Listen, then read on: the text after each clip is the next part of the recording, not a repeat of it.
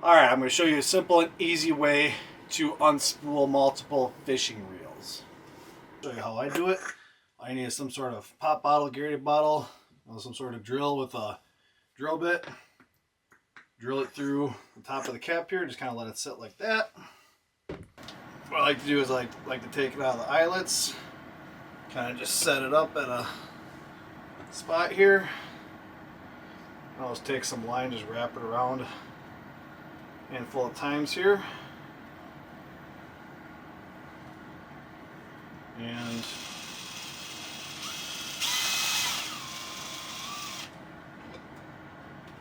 let's start unspooling.